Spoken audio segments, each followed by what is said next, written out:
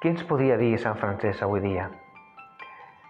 Hi ha un aspecte d'ell que em va encisar de bon principi, que és el seu amor profund per la natura, per la creació, que neix d'un cor pobre, que s'adhereix al Jesús pobre, que es desfà i es desprèn de coses supèrflues. Quan tens la mirada neta, te deixes endur per l'amor de Déu, el captes i mires de donar-lo als demés, pot arribar al punt fins i tot d'estimar d'aquesta manera fins i tot a la creació. Sant Francesc estimava fins i tot a les pedres que trepitjava.